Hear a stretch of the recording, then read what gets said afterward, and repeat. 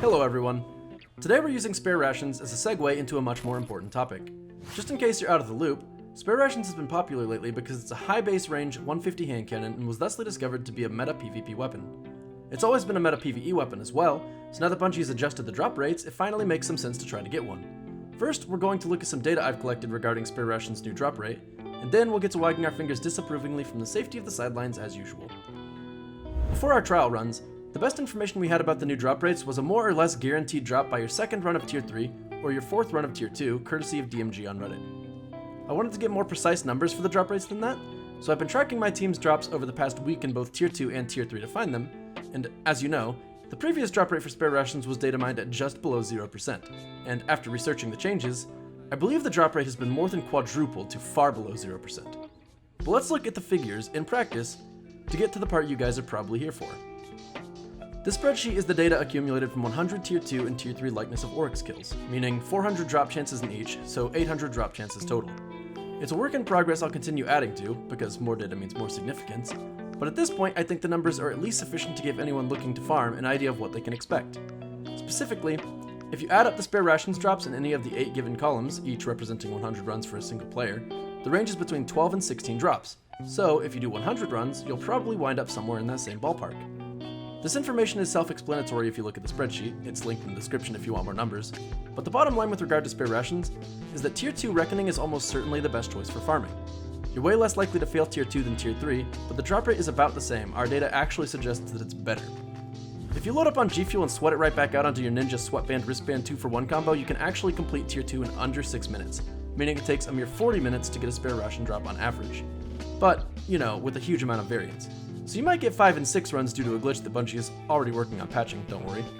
Or you might do 55 runs, about 6 hours, and only get 3, which is more in line with the in-game loot's cold indifference towards our hopes and dreams. So, you know, expect that possibility. I will say that these drop rates are genuinely much better than before the patch, so that's nice. But they're also not good enough that I'm having fun doing such a repetitive activity, especially when I reflect on the fact that if I were running Menagerie instead, I'd be getting 3 or maybe 4 drops of my choice with a masterwork of my choice per run. Can't say my single blue drop more than half of the time really thrills me by comparison to that. Anyhow, that's the Spare Rations farm for you. Tier 2 is clearly the best, but it's still not good. Or fun. Moving forward with the assumption that these rates are deliberate, let's zoom in on what seems to be going wrong here.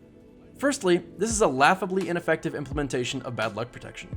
Somewhere in the pipeline, the message that different guns are not substitutes or even necessarily alternatives was not delivered.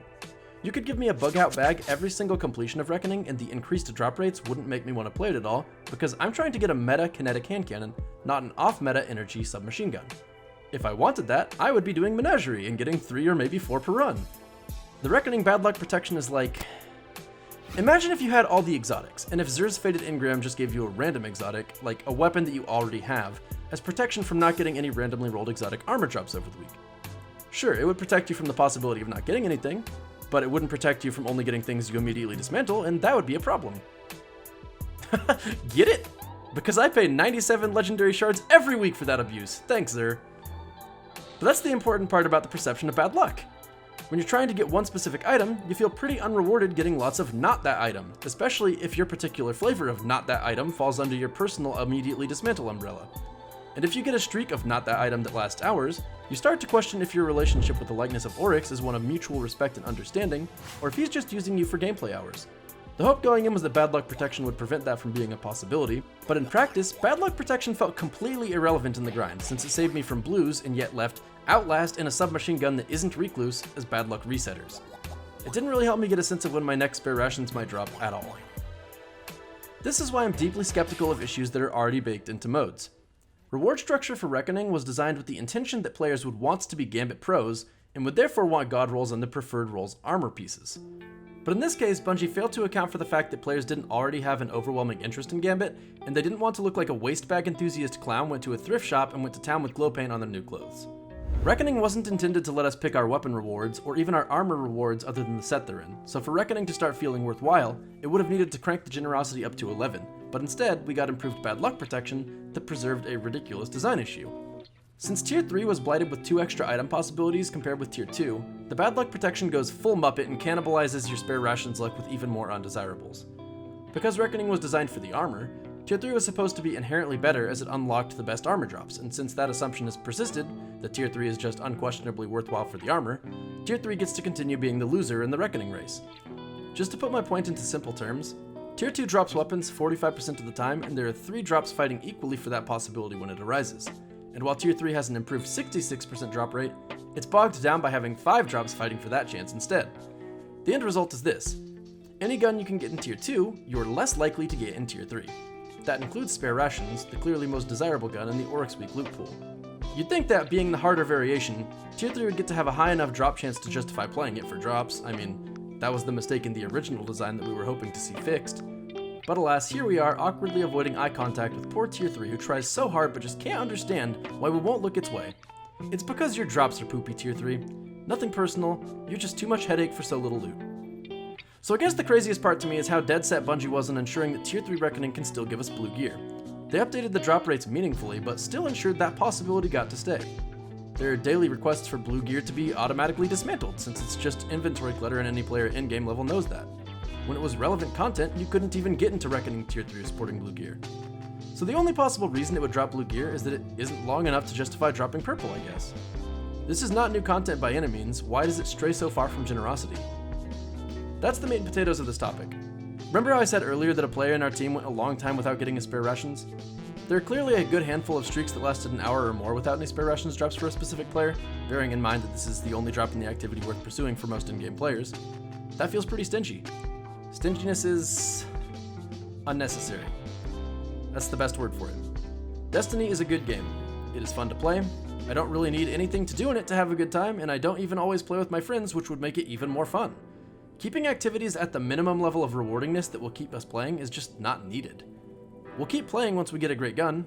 How else are we supposed to use it? For this next segment, I'd like to clarify that I am absolutely not interested in quitting Destiny, and I have enjoyed all of the content starting with Forsaken immensely. Whenever people ask me about Destiny, I tell them it's a great game and there's tons of stuff to do. That said, when I'm farming Reckoning, I get a much clearer sense that I would rather do something else than continue farming. Reckoning is simply not a very fun activity due to its repetitiveness and lack of rewardingness in combination, and the only way I've managed to continue playing is by tracking drops for science. If I were in it for my own personal arsenal, I'd have said good enough and stopped a while ago, possibly before starting. What I'm trying to arrive at is that this design distinctly reminds me of a GDC talk from Diablo 3's game director Joshua Mosquera.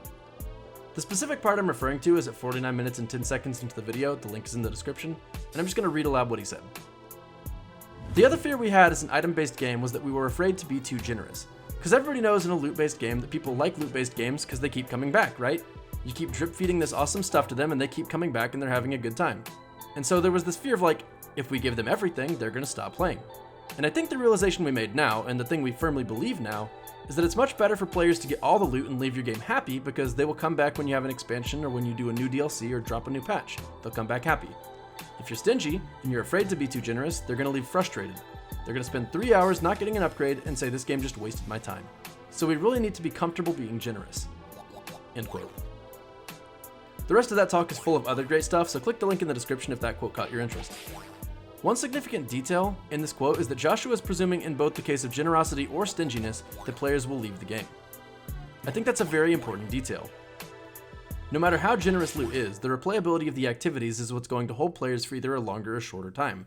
But trying to straight up prevent players from leaving is just unrealistic.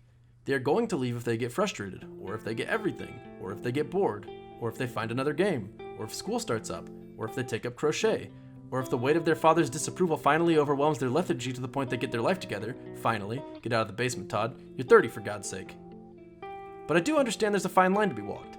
One could say Vanilla Destiny 2 was a total mess of over-generosity, giving exotics from public events in the main campaign with no need to run activities multiple times for random rolls since they didn't exist. Clearly, players also need a sense of uniqueness in their loot to give their loadout choices and playstyle identity.